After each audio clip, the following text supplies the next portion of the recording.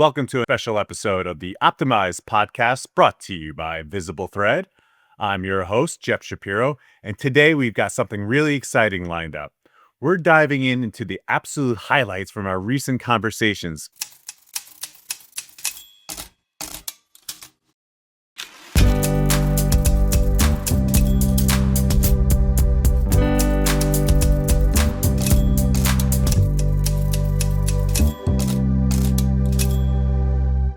Hi, everyone, and welcome to another special episode of the Optimized podcast brought to you by VisibleThread. I'm your host, Jeff Shapiro, and today we've got something really exciting lined up. We're diving into the absolute highlights from our recent conversations, capturing the most engaging, insightful, and yes, sometimes even controversial discussions from across Series 3 of the Optimized podcast. We brought together 4 themes that are shaking things up in the government contracting world, from the ripple effects of DOGE policies, navigating the competitive landscape with bid protests and competitive intelligence, building meaningful relationships, to adapting to rapid tech and cultural changes. We've got the best moments pulled directly from conversations with some of the most experienced minds in GovCon, ready for you to revisit or hear from for the very first time.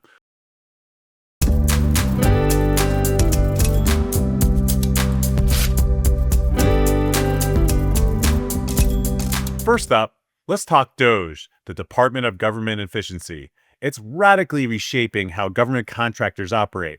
We hear firsthand how companies are navigating terminations, audits, and the unexpected shifts in the federal contracting landscape.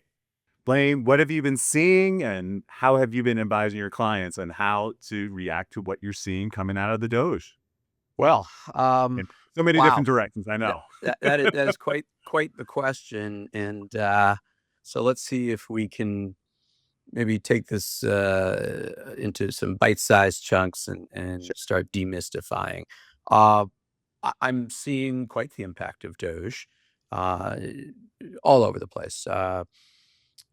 We'll start with the 2 main ones, which is clients who have had contracts terminated for convenience, T for C, rescinded, and I've seen T for Cs. I've seen T for Cs that were then rescinded, and then I've seen within a 5 business day period the same rescinded T for C come back again as a T for C, and it's like. Uh, so that's one way it's manifesting. We'll talk about that. The other way is I have seen clients currently under just regular routine audit for it could be any DCAA audit. It could be an incurred cost submission. It could be a Mar 6 floor check. And candidly, I've seen. Um, I, I want to be careful how I say this, but I've seen potentially some what could be construed as overreach. And how do you guide your clients? So I generally sit at the right hand of founders, CEOs, boards of uh, GovCons, small to medium size, up to the $200 million revenue generally, and how they're looking to hearken advisors to say, hey, what should we be doing? How should we be doing it? Because it's different. And what we're seeing is this fear, and fear, what is the old saying? Panic kills. Fear and panic uh, are just terrible uh, emotional states that generally are not helpful. We don't make our best decisions when we are in a fight or flight mode. And that's the way we are wired, right? Fight or flight. So I have seen everything on the spectrum from catatonic to, and obviously there's a little hyperbole there, but catatonic to hair on fire, and none of those work. So what I'm suggesting is be purposeful in what you're doing. Situation, problem, resolution. There's a situation, it's causing a problem. What is the resolution? What are likely outcomes? What are your upside potentials and what are your downside risks for any action that you take. And I want to take a moment to say, and if there are any regulators out there, I think it's important that we realize we are going through a lot as government contractors and as that industry. But let's also remember that the folks who are managing our contracts, our KOs, COs, our CORs, our TPOCs, they're going through a lot too. And I think if we can go in with that understanding, it makes for much better relationships. And ultimately, it's relationships that drive outcomes. Let's talk about prime contractors. So you talked about, not only looking to be primes, but looking to be subs. I mean, Right. small business goals are not going away. No. There was some talk recently that like they're trying to, SBA was trying to figure out a way to put some teeth into enforcing those plans. I don't know if you have any insight on that, or if you want to talk about how just trying to Well, find the right primes. Well, I'd like to see them go back to doing some subcontracting plan surveillance reviews. We did those, back in the early 2000s, where large businesses who had a lot of subcontracting, we would go out and literally go talk to the business. We would look at their files on how they made these promises in their plan about their outreach to small business and how they vet small businesses and how they determine who gets their subcontracts and what subcontracts and things like that. So I would like to see some more, push behind those surveillance reviews coming back and actually, hold some people's feet to the fire a little bit on those things, other than just saying, well, you didn't give me any work that I could subcontract out. So, didn't do it. But yeah, I think, looking at large businesses' websites, a lot of them have supplier portals that you can sign up for. So I think that's a really good way to start. Reaching out to larges at some of these industry events, like the SAME, Society for American Military Engineers, has great events where they have large and small businesses. They, all the industry days, larges go to small business industry days too. They don't, they're looking for people as well. So I think another way people don't realize is maybe taking an opportunity to a large business and saying, hey, I found this opportunity. I can do this really great niche part in here, but I need somebody like you to be a prime. How do you feel about teaming? I think subs often forget that if they bring opportunities to primes, that shows value, right? And I think that's another way subs can, you know, introduce themselves and maybe ingratiate themselves a little bit to large businesses in terms of, helping find those opportunities as well. Love it. How about trying to chase after simplified acquisition threshold contracts? You think that's going to continue to flourish? I think they increased the threshold there. Yeah, I mean, we're gonna see that threshold hopefully go up to $350,000 from the 250, which I think is great. I love that. I don't see any reason why it shouldn't even go higher, frankly. And those are all set aside for small businesses automatically unless the government can, justify otherwise. So yeah, I mean, that is the perfect niche place to start for small businesses, is those smaller opportunities as you find them opening up. So yeah, I think simplified acquisitions are the way to kind of test your metal in the federal market and really kind of learn before you get that, maybe $1 million contract. That's the goal in the end, right? So Yeah, a qual is a qual is a qual. I experience don't is like experience is experience, right? exactly. So like, no one's gonna give you less points because you gained experience doing it on a SAT versus a subcontract versus No. something else, right? No, Well, that's the absolutely point. not. I mean, in the evaluations, we're looking at same and similar in terms of the type of work, maybe the size of work and usually the agency or agencies that you've done the work for. So I mean, if you can hit a couple of those, even if you haven't done the work, but let's say you've done multiples of those concurrently, maybe even, that's great. I mean, that shows the breadth to do a larger contract. So that's not a bad thing. I think that a lot of us are in the same boat as far as wanting to see what's next and how things, how things change and how things evolve. I think that we're all in the same place when it comes to like being optimistic, thinking if we do have some level of consolidation and streamline the process and it made the acquisition process process easier or more straightforward, I think that everybody would welcome that. So my hope is that, where we land with all of this is somewhere there, that we have some clarity. But I do hope we have some clarity soon on what that looks like for folks. But ultimately, what we're hearing from customers is not, everybody's on this grand pause. They're not. The work's still there. They're still bidding on opportunities. They're still working hard and very busy. So, the work is still there. It may look a little bit different the way that we access it, but it's still there. The need is still there. Supporting these programs, that isn't going to go away. So I think that while things might look a little different 6 months or a year from now, that as many things that are variable, I think there are a lot of potential positives as well. So certainly, as you approach technology, when we're talking about changing, hold on, let me start that. So as folks approach technology and approach optimizing their processes, really just focus on what your needs are, the needs of your people, and understanding what is possible. And I think that will bring you to a place where you're really leveraging AI and leveraging technology in general effectively, and helping it to not only improve your outputs, but make your life easier.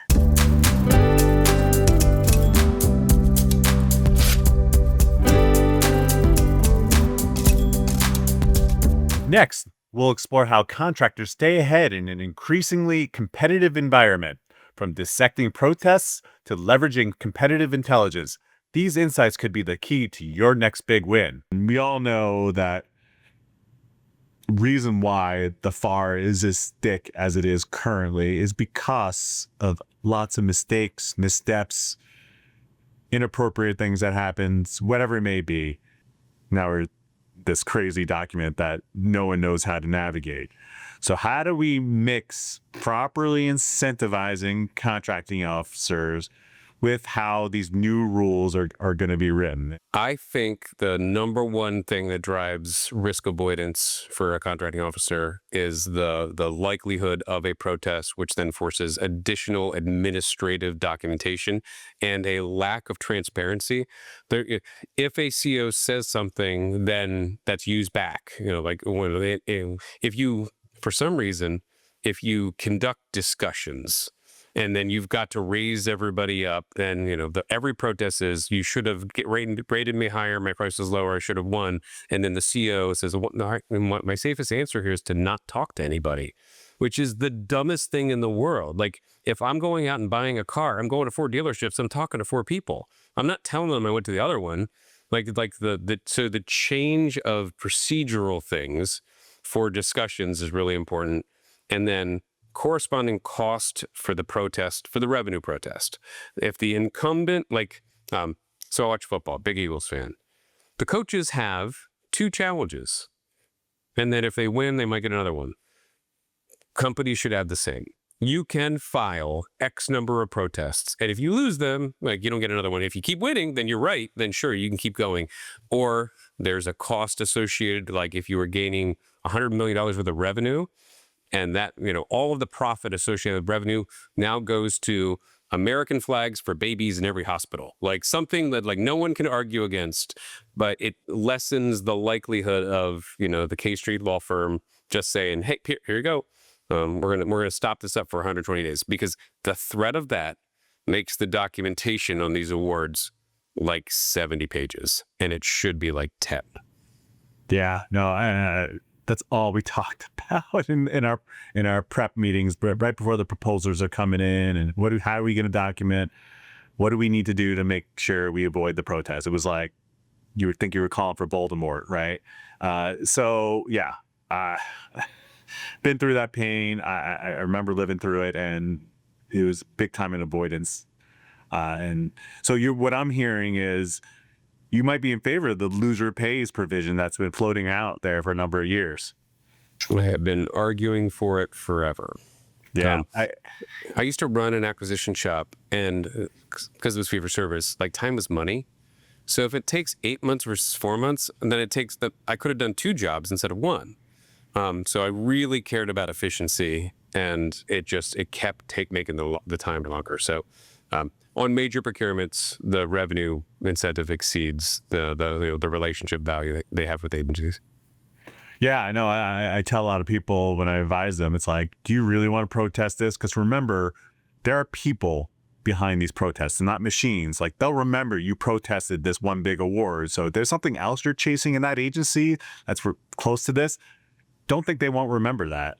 And don't think they don't know how to properly paper, some certain weaknesses of yours, even though it's not totally there. But they'll find a way to document it and relate it to the RFP at hand. And you happen not to win that one. You get a protest again. So you got to remember that people are behind every single acquisition right now. And I think it's going to be for a very, very long time, no matter how much assistance they get from technology. Until we see a procurement authority official is a computer, there's always going to be someone behind it. All right, so let's go. Sorry, go ahead. This is just fun. In the history of my entire federal acquisition career, a company that has protested has never won the resulting corrective action on anything I've ever done. Wow. And that completely reinforces your point. It's almost like, like after you've broken up with your ex is saying, "Are you sure?" Like, "I'm pretty sure. Like, we were sure the first time, but now the more that you're pressing on me, I'm really sure now." That's very interesting. Yeah, because what'll happen is that GAO report will come out every year saying, "Yep, 40 whatever % of protests, ended up in action." Because it resulted in some kind of agency action, it doesn't mean that the agency action helped the protester end up winning the protest. I don't know how many studies have been done along those lines, but to your personal experience, that number is probably a very low percentage. So that's very interesting that you give that perspective. Yeah. So there's, when we talk about OCIs, there's, you can avoid, neutralize, mitigate, waive, right? And so a lot of these OCIs come up in the sometimes they're on the front end where the government says this company X isn't allowed to compete, right? We've determined there's an OCI. A lot of the times they come in on the back end where you get a notice of unsuccessful offer or, and a lot of these contractors have knowledge of not only their procuring agency and customer, but also what other programs they're working on. And so you may have a situation where an unsuccessful offeror is thinking, well, wait a second, I know that company X that just won this contract is also doing this thing over here. How is that not an OCI? So that may be part of the initial protest allegation, notwithstanding the fact that there may be other information that comes to light in the course of a protest. And so a recent example of that was a program, I think it was the Department of Energy. I just saw on the news the other day where unsuccessful offerors filed a protest at the Court of Federal Claims, and they amended their complaint alleging what I think was OCI issues, and the government ended up taking corrective actions. It's kind of hard to tell what's going on when you've got protective orders in play, but so you don't know the exact nature of the issue, but it seems like that was what was going on there. And so in that instance, the government's got to come back and say, all right, well, now we've got to look at this OCI, right? And is this going to impact the award decision? And ultimately, as many of these issues are, they're just hardly, they're contested in litigation because, with the consolidation of the budgets and shrinking of federal resources and programs are being moved for efficiency, it has been the bane of many contractors seeing a bunch of contracts gobbled up under one roof because it naturally makes it, for some contractors, a little bit more difficult to compete because you've got a lot more, whether it's more FTEs that you've got to manage or you've got more, you may be an IT company that only does a sliver of the work and now you've got 8 or 9 more task areas to look at. And you're like, well, wait a second, how do we do that? So it comes out, and I think we won't see the end of it. For now, this is just a proposed rule. So FAR subpart 9.5 and the GAO and the court decisions that sort of talk about what an OCI is now are still what contractors should be looking at. If and when this rule becomes finalized, then we'll have like a new regime to look at, right? Yeah. So I believe there are 3 types of OCIs. Can you Yep. walk us through that? Yeah, so those are, you know, your bias ground rules, which is basically you've somehow in some way influenced the requirements development or evaluation criteria for a procurement, right? The ground rules are tipped in your favor.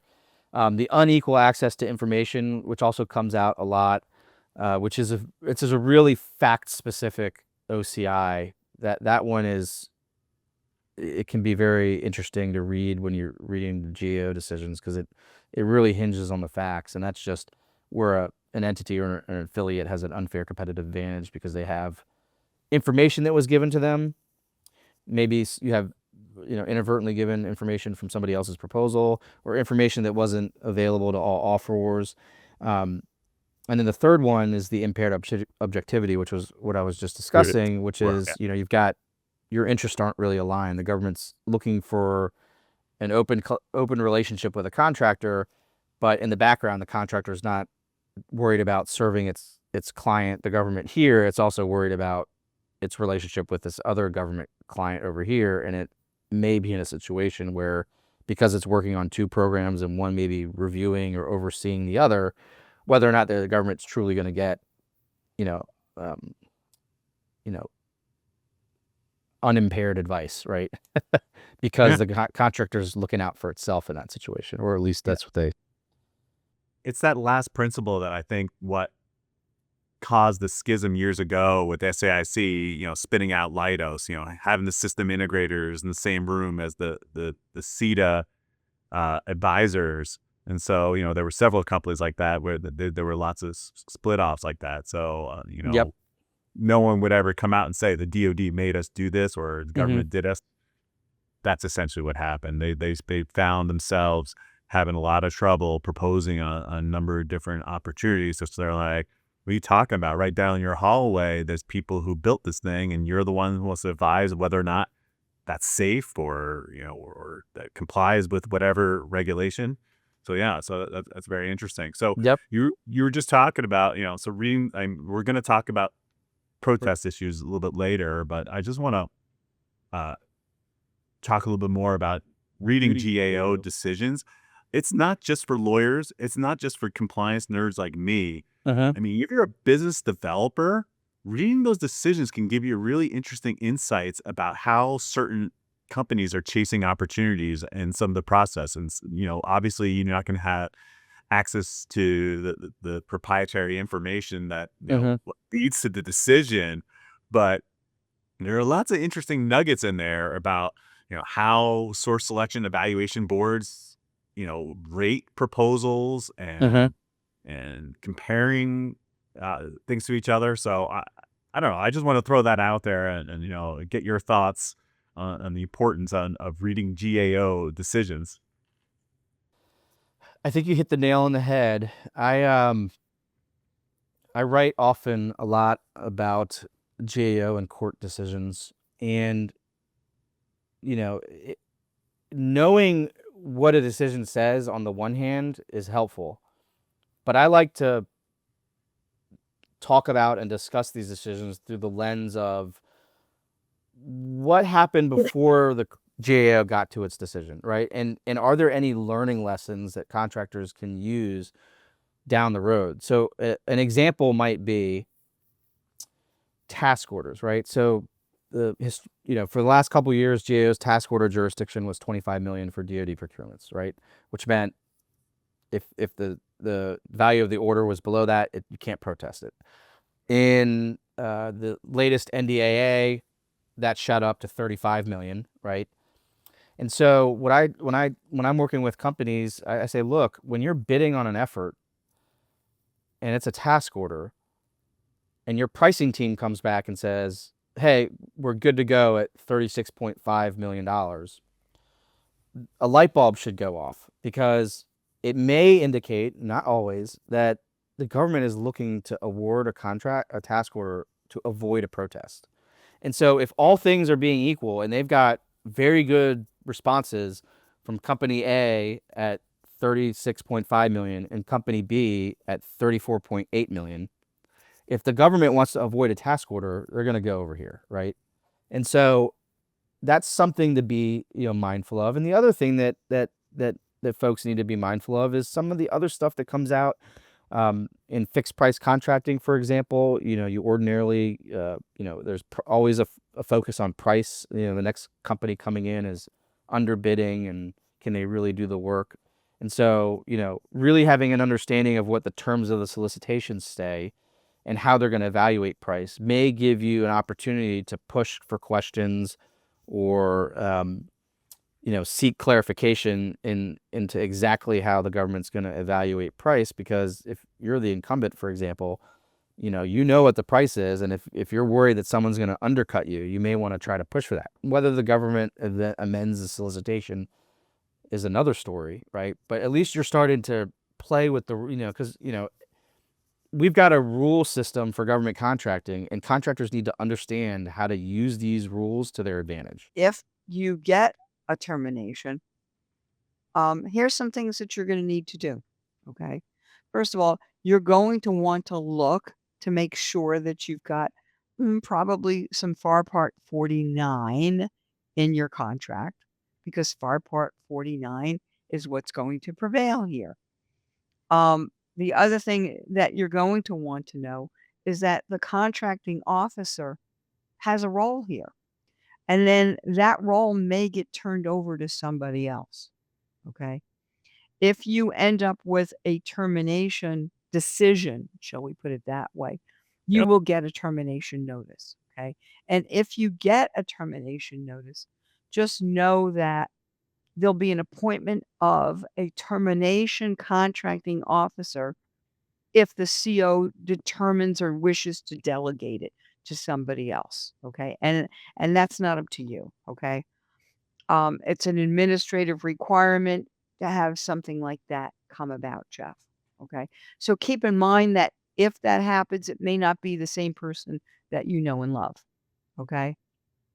So having said that, just be ready. Okay. Now, let's say that you have gotten or you've received either a stop work or you have received a termination for convenience notice. Now, what do you do, right? So there's 5 things that you need to do, Jeff. Okay. All right. 5. Let's keep it simple. There's more than, but that's more behind that, but let's start there. Okay. First of all, you have to stop all work completely.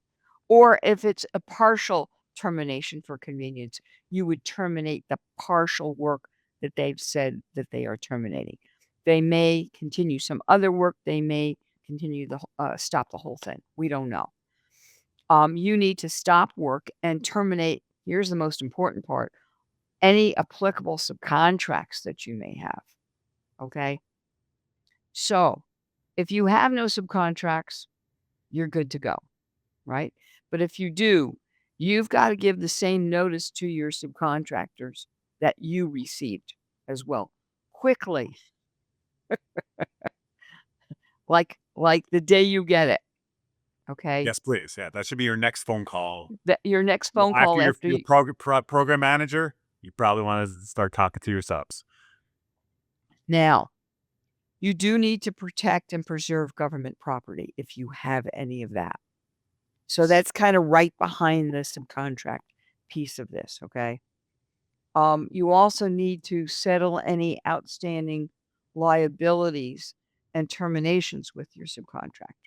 So if you have anything that you owe those subcontractors, you need to get into discussions about what it is and determine what do you owe them, okay? And then here's the part that's really important. You need to set up an accounting procedure to identify and collect the termination costs. Make sure that you do that, okay? Now, I'm going to have to give a bad story here, Jeff. No, boy. It's a flag, okay? Yep. And that is that when you get a termination for convenience notice, please, please, please do not just walk away.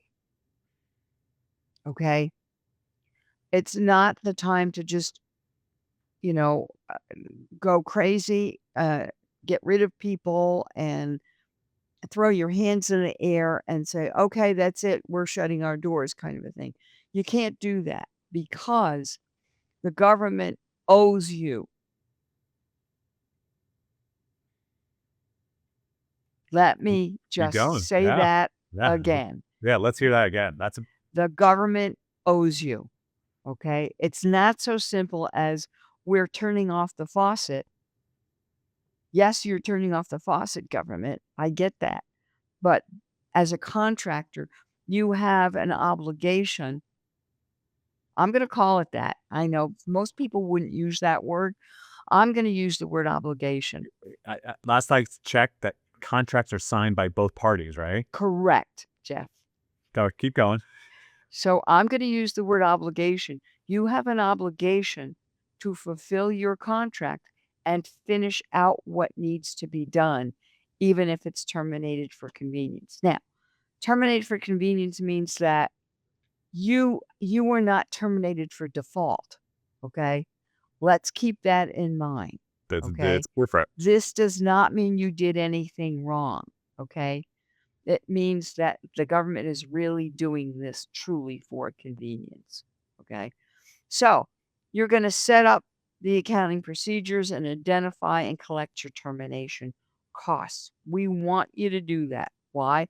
Because the government doesn't get off scot-free. You have any bad stories about this part, Jeff, too? I bet. No. Wait a second. You're not allowed to question the host. Who wrote that in I the rule? No, can. no, no, no, no, no. No, I agree. Uh, one story I'll relay. I don't know if this totally relates to this, but know that once you get terminated, apparently it's not a permanent decision these days. I have now heard multiple stories, and one directly to a client where they hired us to help them with their termination settlement proposal. They had already riffed the people that were working on the contract. It's a small business. They didn't have an opportunity to pick those people up and try to assign them to another project, which, to your best efforts is what you're theoretically supposed to do as a contractor. But if you're a small business, you're like, I'm not going to hang on to this person on the bench. I can't afford that. So we let them go because the government gave us every intention that that's it. Thank you. Thank you for playing. Let us know what we owe you. So, but a week later, we about to do our weekly status update. They told us, hey, great news. The government called us and said, contract's back on and they want to exercise the next option year. I was like, congratulations. Good luck hiring those people back who now have PTSD from having to be involved in something like that. And, I don't blame them. I mean, that's a huge culture issue these companies all going to have to deal with. If you don't see it happening to you, you're seeing it to the people in the cubicle next to you at the government location that you're working at. You're seeing it in your neighbors. This is a real issue that people are going to be really worried about being a federal contractor. And so, so they turned it back on. Not only did they turn it back on, Marcia, they also said, in order to turn this back on, you're going to have to waive your right to any damages as a result of us saying, oops, I terminated you. Oh my God. Well, Yikes. I felt terrible. I'm like, that's a business. Now you have a business decision. Right. And most businesses are going to say, fine, I'll take the additional work long term. But I just now I'm going to have to spend more money on recruiting because out of the 10 people I just laid off, I'm going to have to find one or two more that, are looking for a job and who knows what, and I have to retrain them. And they now hadn't planned performance on it. risk is a thing. Right. So that's my big recent story for you on, Well, the related to this recent topic. story that I have relates to contractors who literally say, I got a termination notice. I'm going to get rid of everybody. And they literally walk away. They literally do not do anything. Please, please, please don't do that. I've had At least do the calculations. You got to right. consider, like, what did you invest to get these people there? Did you pay recruiter costs? Did you build a Correct. factory? Did you build a Right. special piece of equipment that was used for testing? I mean, it depends on the type of contract, no doubt about it. I mean, if Yes. we're truly butts and seats where you're literally just filling in administrative assistance, is there much to it? Maybe, maybe not. Maybe not. But still, if you can't reassign them, you had to honor your severance policy that you have in place. I don't know. Seems like It's- an easy claim to me. It is. So Jeff, let's talk about. I don't mean to change the subject, but let's Okay. talk about what can go into a termination cost. Please. Well, Please. let's talk about that. So now you've got these people, like you were saying, Jeff, that you hired, okay? And maybe you've got some upfront costs that you invested. Maybe even you had to train people up front, maybe even before your contract started, Jeff. Ooh, I like So this. Keep going. maybe I was getting juicy with this, okay? I'm bringing it on, okay? Because maybe you had to train some people, and you were awarded the contract, but you didn't officially start, but you had to train some of those people. Now comes the revolution, as I call it, right? And you get to potentially, I'll say potentially, recover some of those costs that you had to put in up front. Okay. When you get a termination for convenience, a lot of things that maybe weren't in view before come into view now. Okay. So I don't want you to think that it's just your contract costs. Yes, it is costs that you expended as of the date of termination. Sure. Okay. That's easy, right? But it's more than that, Jeff.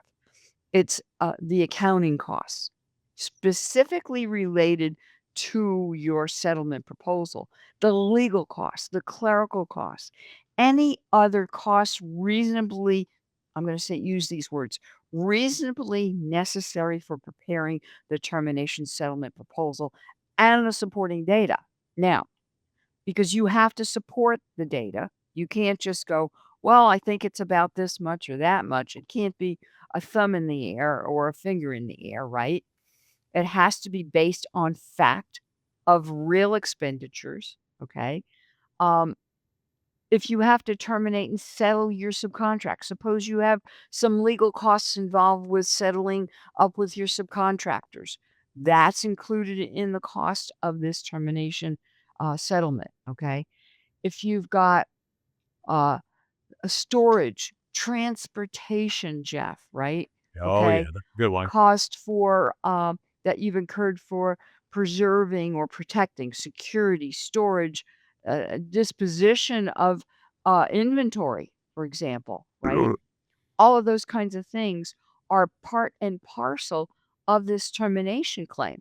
It's not so simple, right? I mean, people, this is not just, okay, all right, it's an extra couple of bucks, right? So some costs that you may have had as an overhead type cost or G&A Mm-hmm. type cost now become potentially a direct cost as part of this settlement proposal. Okay. If you have to settle up inventory, like you may have production, right? You may have materials, tools, parts, components. I don't know. Okay. You may have some engineering costs. You may have some startup costs, right? Back to what I was saying that you now get to recover. Okay. Um, I don't know. I'm trying to think of some other costs, Jeff. No, They need to be proper charges that are related to, if you will, tidying up this termination for convenience. So anything that you incur, Jeff, that you may not have had, shall I say, as a direct cost of this contract, now becomes a cost reimbursable item, basically. absolutely. Okay. Yeah, I use a very basic principle when I talk to my clients. If not for this contract, I would not have incurred the following costs. If not for Mhm. this contract, I would not have bought 10 laptops that are this high level of encryption, that, Right. only people on this contract and some other contracts, or, whatever it may be that would cause a material distortion of cost, or, or I specifically built this factory to Right. develop this widget, and, I had special conditions, and I bought this special tool like you just referred to. Mm-hmm. Well, now I don't have another contract to move it to, and and quite honestly, will the government take possession of it and transfer it to another company? They might, and that's part of this process, right?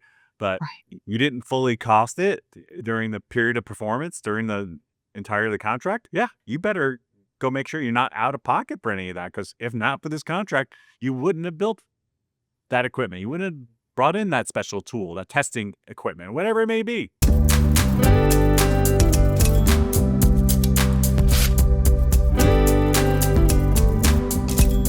Now, let's talk about relationships. No matter how much technology changes the game, GovCon is still a people business. We'll explore how industry leaders are building relationships that open doors, create opportunities, and ultimately drive success. What's been your advice in just dealing with employees and supervisors? What's your advice to the CFOs, the CEOs, COOs who are listening to this? Right. Am I going to get DOGE? That's the new Right. verb of du I jour. know. So how do you best deal with this? I think from a leadership perspective, right? So I've held a lot of leadership roles. There's a CEO, a COO, senior VP, VP, right? Like large business units, small companies, right? And they're all dealing with it, right? Across that board. Large company, small company, all affected. From a, senior level C-suite person all the way down to an individual contributor, where everyone is affected. Everyone has those sort of same feelings. So the real question is, as a leader, how do you deal with that? And, I am one for, I'm a very compassionate leader. I do feel other people's emotions, and I do want to hear what's on people's minds and really relate to those feelings that they're having. And I do believe in being truthful. I do believe that, trust is built from sharing the truth and seeing each other's vulnerabilities, right? But I'll share the giant but in there. It has to be constructively done to the point at which you are not a doomsday person, Yeah, I love right? it. That Keep the going. walls aren't closing in, but that, yes, we're all worried. However, as a leader, you have to come up with a new direction, which is what you and I just talked about, that pivot, that, the same old way isn't going to work. And now we need to be innovative and change. And yes, those are scary words for people. I get it. But at the same time, that's what's going to lead to success is that pivot, right? That you and I just talked about, is that understanding of the changes that are happening, whether it's, to your point on the, FAR and DFAR and all these changes that are happening, or the doging that's happening, or, all of these areas. Yes, it's impacted all of them. But at the same time, you want to talk to your team and understand their feelings and share your own concerns. But at the same time, change that conversation to be, now we have the opportunity to, and fill in that blank, innovate, transform, really support the DOGE's mission, right? They want better efficiency, right? Let's do that. Let's get our technology or our products, our services out there, because we're going to do good for the federal government and we're going to support their effort. And then to your point, maybe we switch to commercial, who knows? But at the same time, right? Like, you want to give people that light at the end of the tunnel, that path that you want to lead towards. And so, it's one of those like mixed feelings for me, because you can't go down the path too much of that compassion and honesty and truth, because you really need to tie it really quickly back into, but here's our direction and here's where we are headed. And let's look at this positively, right? I was on a call a couple days ago with a gentleman who was a senior VP at a hardware tech company that I'm sure lots of people would know, so I'm not going to say the name of. Okay. And we're just chatting off the cuff, right? Like, Amber, here's the situation, and the world is coming to an end, was the conversation, right? Like, it was, I built a business plan, and now what, right? It's not coming true. And I expected to do all these great things, and now I can't. And what is there left, right? And, I look at it and I hear him and I understand it and I felt for him. But at the same time, I am definitely that, kitty city folk of, turn that frown upside down. And let's talk about like the positives. Let's talk about where we're headed, right? Let's talk about where you can pivot to and how you can achieve your goals in this new world. And, I'm hoping that it worked. I can't honestly tell you until I chat with them again, but I do. That is just my way of leading, right? And maybe it's the electrical engineer side, but I always want to solve a problem. Right. Right. Like, I always want to come up with solutions and solve problems, and that from working together with Capital Business Development Association, right?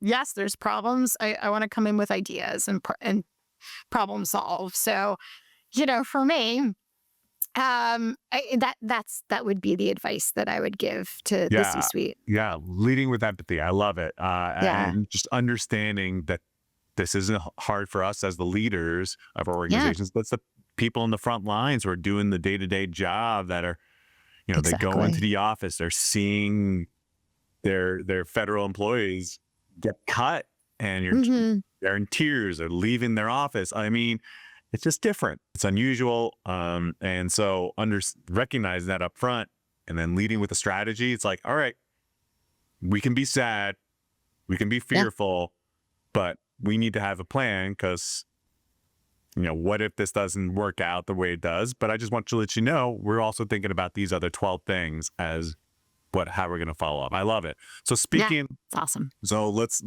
continue that.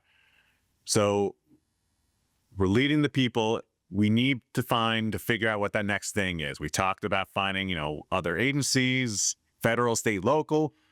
Talk about networking and how you approach networking, how you advise people on how to network. A lot of us don't love the large groups of people.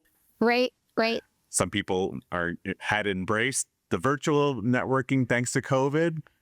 Yes. I don't know. I would love to hear your viewpoint on the importance of networking and how that brings success for gaining more business, particularly in the federal contracting sector. I mean, so Jeff, you hit it earlier when you talked about, partnerships, prime sub, when you talked about like, some of the pivots that are happening here, all 100% necessary to do. And networking is the best way to do that. So, I kind of have a little bit of a philosophy on networking. I do know there's a lot of people who love it. I know I'm one of them. Sorry. Yes, I know you are. That's why I asked you. It. This is why you're here being my guest to talk about it. Yeah, I do love it. I do enjoy it. I like meeting new people, and I like, just getting to know more people. And you never know. You never know what you're going to find, right? You never know what's going to work or how you're going to connect with someone. And I find it exciting. But a lot of people ask, like, what are like the good traits of how to network? What do I need to come to the table with, right? And I I share a few things of what I think is the right answer to that. By the way, I don't know that there is a right answer, but there is an answer that I Sure. typically give, which is, I start out, I do think, being likable and being approachable, I think is really important, right? Somebody who's got their arms crossed, that's standing in the corner, not smiling, not happy, and looking unhappy to be there, is probably not going to get very many handshakes at an event, right? Mm-hmm. Same thing goes for Zoom. If you're not engaging, or you're not head nodding, or you're not, really focused, or if you have another window open and you're over here, clicking along, that's not a way to engage. So I think that, like, be likable and approachable is important. And then I do think you have to bring value. You have to bring value to the conversation, right? We're all different. We bring different experiences to the table. Sometimes it's working with different agencies or different contract vehicles, different compliances, different products or services. And we all have those differences, but now we all have these stories that we can talk about, and they bring value to the conversation. And then, and maybe the last two are the same. I don't really know, but in my head, I sort of put together a little bit of the authenticity, right? Of bring really who you are, right? People want to work with who you really are, and sort of bring that authenticity to the table, but also kind of connect on a deeper level, right? So we always have these meetings, right? We've done them in person, we've done them online together, and what are the things that you remember about someone? And I can tell you, I remember a story, right? Mhm. Sometimes people share, just stories of their life, right? So you and I talked yesterday, right? And I shared a story about my daughter playing softball.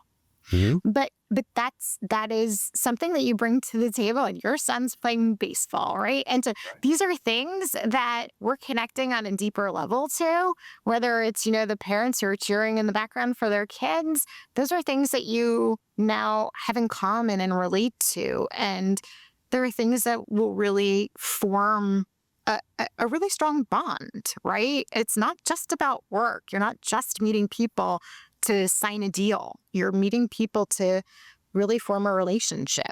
Now, let's talk about prime contractors. So you talked about, not only looking to be primes, but looking to be subs. I mean, Right. small business goals are not going away. No. There was some talk recently that, like, they're trying to, SBA was trying to figure out a way to put some teeth into enforcing those plans. I don't know if you have any insight on that, or if you want to talk about how just trying to Well, find the right primes. Well, I'd like to see them go back to doing some subcontracting plan surveillance reviews. We did those, back in the early 2000s, where large businesses who had a lot of subcontracting, we would go out and literally go talk to the business. We would look at their files on how they made these promises in their plan about their outreach to small business, and how they vet small businesses, and how they determine who gets their subcontracts and what subcontracts and things like that. So I would like to see some more, push behind those surveillance reviews coming back, and actually, hold some people's feet to the fire a little bit on those things, other than just saying, well, you didn't give me any work that I could subcontract out, so didn't do it. But yeah, I think, looking at large businesses' websites, a lot of them have supplier portals that you can sign up for. So I think that's a really good way to start. Reaching out to larges at some of these industry events, like the SAME, Society for American Military Engineers, has great events where they have large and small businesses. They, all the industry days. Larges go to small business industry days too. They don't, they're looking for people as well. So I think another way people don't realize is maybe taking an opportunity to a large business and saying, hey, I found this opportunity. I can do this really great niche part in here, but I need somebody like you to be a prime.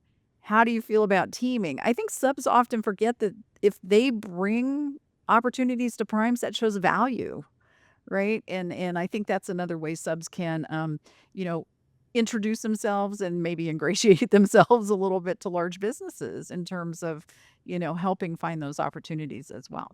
So how did you get that first contract? Like, was it through your husband? Was it through someone else you knew on base? Be like, hey, me and my founder, we know how to do these skills. Can we help you with this task? Right. Like, how does that come about? Like, this is well before SAN.gov. This is, FPDS, I guess, was going on, but Yeah. I'm sure this was not found via FPDS. It was boots on the ground, right? Yes. You were there. Well, you have to remember that there was a tremendous need for talent on the ground, right? Because the demands and the demand signal was growing by the day. The command, so this was an installations command, right? And it used to be the Europe installations command, and that it absorbed the Africa and Southwest Asia installations function. So as a result, we had the world changing dramatically as a result of 9/11. We had bases being stood down in Europe. We had bases being stood up temporarily and then later became baseline. In Africa, we were absorbing Southwest Asia. There was a tremendous need for business talent, and everybody on base was hungry for it. And the easiest way to do it, particularly with the streams of funding that were coming down, were through the war on terror funding, right? Because you didn't really have to justify it. People were getting large chunks of money within the different N codes and saying, hey, oh my God, thank God I could hire, another pair of hands to help me out with that. So enter the military spouses. We got our first contract through my business partner's friend. She said, hey, you know how to do, policy, right? Come on board. And she did. And before she started, there was the need for a half-time person to basically manage the inventory of all of the resources on the installation. And so she brought me on board, and I made this very, very, very complicated Excel product that, that was sent out routinely rather than, on fire data calls, right? So there are too many data calls. So this is basically an Excel product of which different spreadsheets were sent out monthly to each of the constituent commands, and they had to report on things like, their FEMA resources, their military working dogs, their hardware, whatever it is that needed to be called up in the event of emergency and in the event of mobilizing it another way. Sure. And of course, the intent was to stop the incessant data calls that made everybody drop everything and try to answer the general or the admiral. So that was the first product we did. As soon as we did that, we got requests from more people because it was such an easy solution. It was so cheap compared to the usual process. It was incredibly fast compared to the hiring process and having to get a new billet. And even if you had a billet, having to hire within that billet and then having to publicize stateside and then having to move somebody over. We had a very, very hungry labor pool that was dying to do things. And so we were able to offer that labor pool, in particular, junior level labor, which was really hard to bring over, right? Because you really needed pairs of hands and you needed someone with a good analytical brain to do stuff. You really didn't need them to be so specialized. You could show them what they were doing. And I mean, these women were unbelievable. At this time, of course, it was women. They already had the analytical skill sets. And the way that HRO was hiring was you need to have worked with, X digital product before. You need to have worked with this system before. Well, it wasn't relevant. You had people that had done that weren't really very analytical or weren't great communicators. What we did was we were able, as contractors, to recruit people that had these transitive skills, right? If you had great financial skills and you had great organizational skills and you had great communication skills, you really could learn the financial systems on base without too much trouble. And so this was sort of a kind of a trick for the business offices on base to staff themselves with really capable people. And it got to the point, it was really funny, where HROs started noticing. And they, everyone on the base assumed that all of a sudden you started seeing women in business suits on the base. And people started to assume that any woman in a business suit was one of ours, and which was a huge compliment, frankly. That's amazing. they liked us. We weren't threatening. That was the other thing. We weren't threatening. We were wives, right? I mean, how could we possibly be a threat to any of the military professionals on base? So they loved us, and a lot of the business offices really depended on us to be, objective sounding boards and to really make things go. And eventually HRO noticed, and they changed their own rules. They started making it possible to hire military dependents on ground and right into the offices. And so once we did that, our company grew exponentially because we sort of had the magic sauce about how to do that with the work authorizations and such. We were very responsible. We were very fast. We had the people on the ground, and they were all of very, very high quality. So we really benefited, I think, from that sort of crucible of the situation at the time and the need for good labor.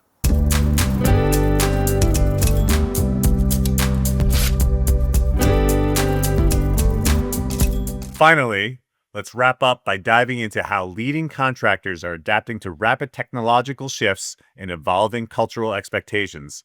From AI to digital transformation, these are the strategies shaping the future of government contracting. So there is the possibility, by no means am I like an artificial intelligence expert, there is a possibility that the use of AI tools will make this better. Okay. So the possibility of doing requirements definition. Before AI, I would have to have somebody really smart engineer describing what it is that they want and a technical writer improving it. Every LLM today is better than my best expert for creating a section C for what requirements are. So that should make it faster. Yep. Every agency will probably have tools to start doing we have a template, we have a buying guide. Compare document A to document B. So instead of it being a review panel of your peers, it's did you pass the check on are we compliant? But so there's definitely tools that will make it faster, whether or not there are hallucinations in it, and you still need to have a brain on top of it to make sure that you're following, you're doing it the right way. But possibility for systems should make the throughput at least where it was a couple of years ago with fewer people. There are absolutely fewer people pushing these things through. One of the questions we talked about before in the pre-chat was business developers right now chasing these things. Who should they be talking to, and what should be are you pursuing a GSA buy, or is it still going to be at the agency? My absolute advice for everybody right now is try and get your contract extended. There's never been a better window for saying, unexpected events, urgent and compelling, getting another 6 months or another year is in the interest of the acquisition shop and your company. So if you're currently an incumbent on something, buying time while the government figures out the return to office mandates, which systems they're going to use, how many people are assigned to project A versus project B. We don't even have a CO for that anymore. So can we just buy more time? So the number one sell right now is, can you give me an extension? Then yeah, I love that. Yeah. Can I figure out where should I go do influence the next procurement? Yeah, especially if your contract's being transferred over to GSA, it's you know what? I can't figure out what system your contract is, but let me just get a modification out to you to extend this while we figure this all out. I mean, that's really intriguing. I remember the days, I was in the Intel community, so stuff was still hard copy. So I'd open the 4 binder for whatever it is, the 4 folder binders, and you're looking through contract. It's old school that way. But now it's in theory electronic. Some are PDF, some are Word, or who knows what, and then how you track those exact contracts. So all I'm hearing is you got to be really proactive. If you're the customer now, following around who owns your contract, keep asking those questions. Keep asking your PM, hey, who are you working with at GSA to make sure that these bills are getting paid and all that kind of stuff. And you're going to follow the people that go around with these contracts. And so be proactive. So that's I think part of what you're getting at, Chris, too. It's not only ask for more time, but be proactive and figure out what's next. I would say the secondary thing, if you can get in front of a customer, which is hard right now, if you actually can get an audience, you already the work is awarded and you have a reason to talk to somebody in your government core or your CO. There's going to be fewer of them. The incentive for them will be the next time to make the job probably bigger and probably more commercial. So just simple, think of like the acquisition system as a system. If you have 1,000 people, you can do 1,000 awards. If you have 500 people, you can do 500 awards. So those 500 awards still have to spend that $1 trillion for DOD. So that means the number, like, money still has to flow, even if we're trying to save money in other places. The consolidated requirements are likely to be a path to manage a limited number of workforce. So if you have a current award and you've got to interface with another company because it's related, and you've got to buy products from another company because they're a part of the delivery, say like, hey, can we just do all of this together as a managed service? Like, hey, it will save everybody's time and money. We won't have to bid 3 different jobs. We can make it one. We're all going to be on a team. We can do it fixed price. Like, that will be music to the ear of like, you know what? If I could do 1 buy instead of 3, that's in everyone's interest. So like any influence and shaping to making this thing outcome oriented is probably in the company's interest. Love that. I mean, now that we're returned to office, like, use your badge to find the person with the cat card, get in there and go find these folks and talk to them. That, like, look, we've all talked, like, we can make this easier on you. You can do it. You don't think an acquisition official wouldn't want to listen to someone saying, what can you do to make this easy for me? What? Of course they're going to want that, because their staff has just been trimmed from 20 to 2. So I love that. So along those points, I mean, the FAR has always prioritized commercial buys. The Federal Acquisition Streamlining Act from, over 20 years ago, further emphasized that. Like, what went wrong? Like, why aren't we buying commercially as much? And now we're making it act like we haven't been. We got to buy everything off the shelf. We got to buy from the OEMs. You brought that up. Like, what went wrong and what do we need to fix? What are we missing here that wasn't going right? So there's commercial, and then there's government commercial. Please explain. So like, I would love to be able to buy any laptop, any camera, any software, like for, to be able to roll something out in the government. I talked to a number of these companies, and I'm sure it's the same thing you've had too. One of the first questions is, all right, so we want to settle with the federal government. Do you have FedRAMP? Do you know what Section 889 is? Do you have a ByteDance clause in it? Like, there's commercial, and then there's the, hey, can you also like tweak it a little bit for us so that, we comply with a law that Congress passed, something in a National Defense Authorization Act somewhere, and then you can prove the provenance of the supply chain. That is not commercial practice. It isn't.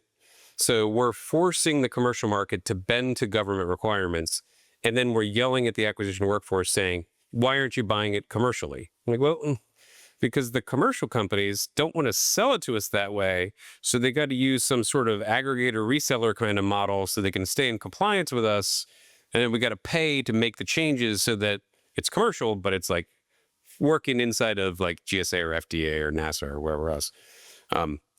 Everybody wants the same outcome, but we have so many administrative steps to get there that you have to really focus on like FedRAMP for everybody, and government pays for it. Like, we have a hosted environment, you can put it in there, and anybody wants to plug in, great, because otherwise you're never going to get a small business who wants to do tech work with the government but also sell commercially, because it costs too much to get FedRAMP for them. They'll just go make more money commercially.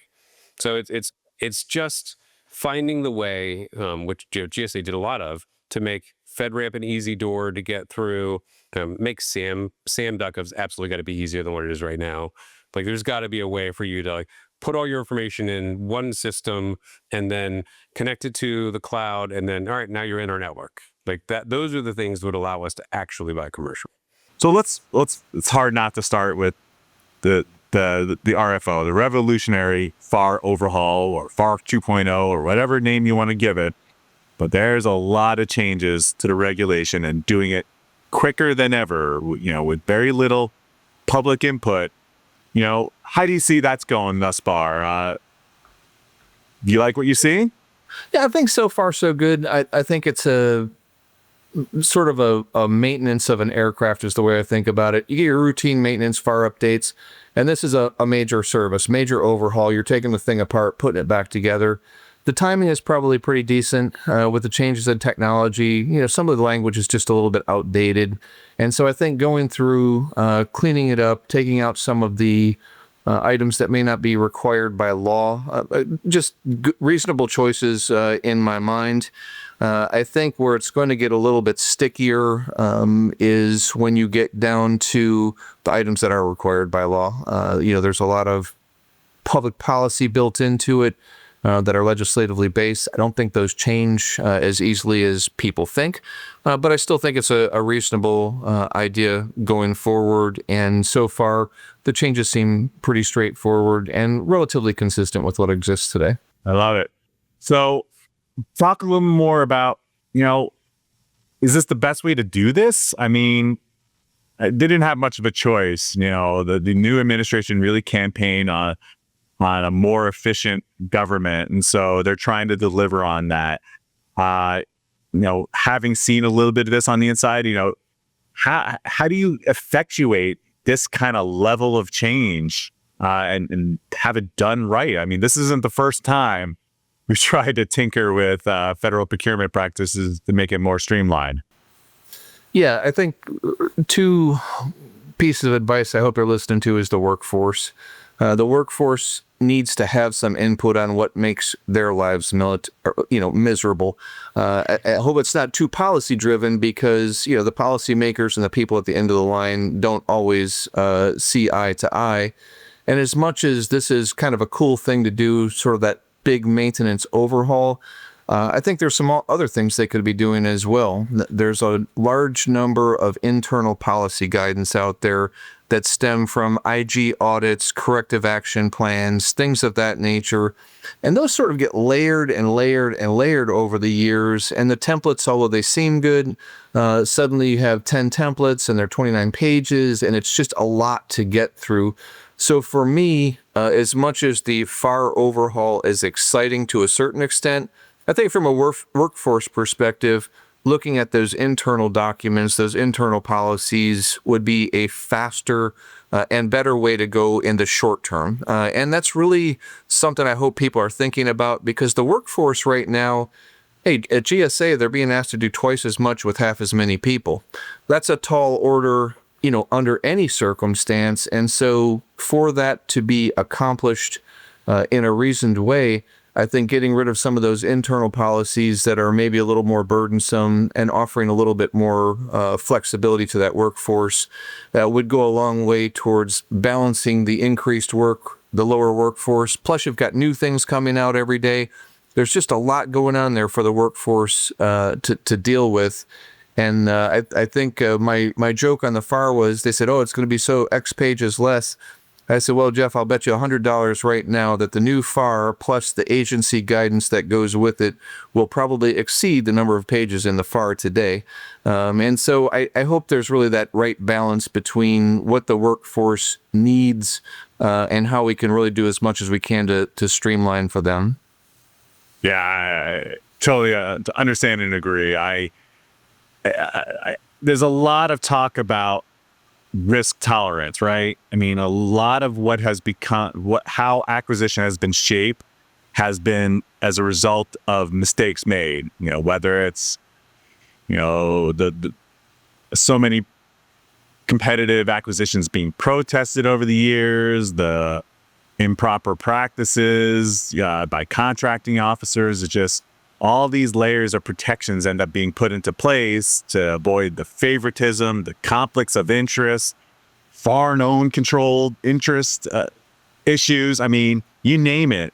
It's to get it perfect and enable the risk-taking behavior, where I think is where the administration wants us to take this. Like, hey, you know, treat this like a commercial buying organization.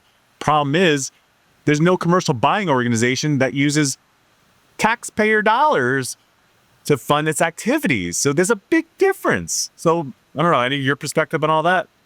Yeah, the workforce risk tolerance is directly related to the boss's risk tolerance. So when someone like me shows up and I am much more tolerant of reasonable risk that is thought through in a reasoned way, I always tell folks, you don't have to come up with the same idea I do. I need you to think through it, have a good reason for what you did, and then go ahead and do it, and I've got your back. And that really gets the workforce excited, and it's nice for me. I have a very technical background in contracts as well, so I can appreciate what they're going through. Not everyone who is an SES or a head of contract activity always came up through the ranks and has that technical competence, so they get a little bit nervous. So I feel like that was one advantage that I had with folks that really kind of helped ease their minds. And there are times when people would say, hey, Irv, I'm not signing that. And I said, okay, I'll sign it. And there was a process within GSA that allowed me to effectuate those actions. And again, it was a signal to the workforce, I'm not putting this risk on you and saying, hey, it's the contracting officer's discretion. I'm putting my own name on it. So when things like that begin to happen, you start to unleash the workforce to say, okay, now I know I have this backing. I think the second part of your question about, hey, let's buy commercial or be more commercial, I think you kind of hit the nail on the head with the question. In my last position, I bought commercial stuff every day. Blue-collar products and services, printers, tools, paper, those types of things. So it's the most commercial stuff you can get. What is not commercial about it? Hey, guess what? Most companies don't have to sign up to 33 reps in search saying that they comply with the following sets of, EEO, ADA, which are all very good and important things. At the same time, that doesn't happen in the commercial space. Also, when you're spending taxpayer dollars, as you alluded, there's a higher level of scrutiny and responsibility associated with it because, hey, you want to buy American first because those are American tax dollars. You want to put those controls in place.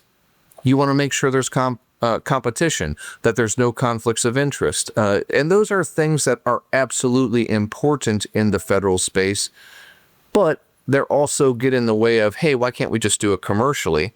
The last one, and I think what's hardest today, is when people, when the administrations, probably 5 or 6 administrations ago, realized they could really effectuate public policy through acquisition, that's when things got substantially more difficult, because now you're trying to drive policy decisions by whether it was, more ethanol under one administration, more electric under another administration, or those styles of trade-offs. DEIA is in, DEIA is out, green is in, green is out. Those are difficult things to deal with because you're fundamentally changing clauses that are built into regulation and policy. You're basically taking them out one at a time and then having to put them back in. And those are things that most public companies don't have to go through. They're focused on the bottom line, whether it's for the ownership or the shareholder, and they want to deliver the best they can. So they're less concerned about some of those activities. And there is I think it's noted, I think it's notable, and I think people need to acknowledge that it's not going to be fully commercial. Otherwise, it would be so unfair and so lopsided, it would just get a little bit out of hand. At least that's my perspective. And now we have an administration that just says, I can go to the store, I can buy, agile software that can be customized to my need. Why do I need a separate cost reimbursable procurement that'll take me 24 months, that I'm well past my need? I know you're covering these kinds of things. And so what are you hearing? What are you seeing on the shift to commercial purchasing? I'm in alignment with you on that, right? And just for context about this, the original law, I know the acronym is FASA. I forget what it stands for, but it's Federal Acquisition Streamlining Act. Thank you. It was At least I'm pretty sure. It was signed into law in 1994 that says the government must prioritize the purchase of commercially available items and services. Right? And yet, if you fast forward 32 years later, and we've written about this as well, it took a lawsuit from Palantir to get the rest of the government to take it seriously that said, hey, why sign a law if agencies can just ignore it, right? And make it easy to write the justification of buying custom over commercial. Now, anytime a large enterprise acquires a commercially available item, like particularly with software, there's going to be an element of customization, right? And that has to speak to this. Of course, it has to speak to the scaling challenge in government that really doesn't exist in a lot of private industries. Maybe the utility sector, because it's delivering a public good that has to be on at all hours of the day, right? But now, what you didn't have then at the time that FASA was signed, and even when Palantir filed its lawsuit to win the right to compete for software deliveries on an Army battlefield intelligence system, right? You didn't have a Department of Government Efficiency then tasked with the mandate of deploying this across government. You didn't have a General Services Administration with the backing of the DOGE saying, you will do this, right? There's a difference between saying, well, we're going to make moves and, encourage and change some regulations. Now it's becoming you will do this. That's right. So it's just more of it's a policy reinforcement, if you want to call it that. And they're going to some extreme ends to see that it happens. So it's really pushing what the executive is in charge of doing. And I'm not going to try going down the road of whether or not certain actions, are within the president's authority or not. We can save that for another discussion with my lawyer friends. But you and I could talk about more about, the impacts on the ecosystem, right? And, how are you seeing, the contractor industry react to these changes? And you're talking with thought leaders all the time and other industry leaders. Like, what are you hearing? How are they adjusting? Are you from your anecdotal conversations, are people getting scared to do business with the government, or are they seeing this as a lot more opportunities? Probably both. A little bit of both. I will say this, and we've written about this a lot at Watch Tech, and you've seen this out in the community. We've talked about this. Consulting is becoming like a 4-letter word in the government contracting ecosystem, isn't it? Yeah, no, you're absolutely right. And, the strong move to outcomes-based contracting is very near here. And how to define those requirements, it's going to be a big challenge. The government is going to need consultants, whether it likes it or not. I think government employees are good at executing. They understand the field, they understand their missions better than anyone. But when it comes to changing, when it comes to new technologies, so many of these agencies work off of 1980s mainframes still, right? How the heck do you change from working off of COBOL and mainframes to cloud-based computing? That's not an overnight process. It's not. And one of the reasons why I focus a lot of my attention lately on this whole what is consulting thing is because the government is getting really, really cranky about that line of work with consulting. And look, they're picking on some companies in particular about it and asking for a lot and demanding a lot. But nonetheless, right, that's the backdrop for it. Is anytime you're doing a job of scale that, and again, it's required by the government in a way that a lot of private industries are not, there is always going to be an element of advice, consulting, and engineering that goes with it. And all I have to do is pull up I can pull up my LinkedIn app at any time and see some of my friends that work in software development and engineering in the industry. They all of them have the job title consultant in there. Now, I think that's going to change because of the climate that we're in, but nonetheless, right, the role of advice and knowledge, that's always going to be something that the government contractor is going to have to provide. Now, what that looks like if we were to tape this again in the spring and summer of 2026, there are several sliding door scenarios that go through, to be specific. But the point I'm trying to make here is that with the private sector bringing in they're bringing in a knowledge set that the government is literally reducing in force out of the agency. Now, that doesn't mean that contractors are going to get more money and revenue necessarily, right? But the point is that they're going to be relying more to deliver expertise and product that it's just not going to be done in-house. And that's a wrap on our best of episode for Series 3 of the Optimized podcast. I hope you found these insights as valuable, engaging, and thought-provoking as I did.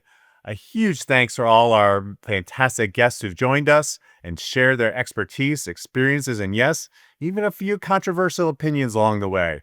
I do want to give a special shout out to the team at VisibleThread for giving me this opportunity to host this podcast. Thank you, Mihail and Kyle, and especially to my producer, Kays. Couldn't do it without you. Thank you, everyone, for dedicating your time to giving me this opportunity and letting me invite some of my friends and colleagues within the industry come talk about our viewpoints. Remember, you can always catch up on the full conversations on your favorite podcast platforms and stay connected with us on LinkedIn and at VisibleThread.com. As always, thank you so much for listening.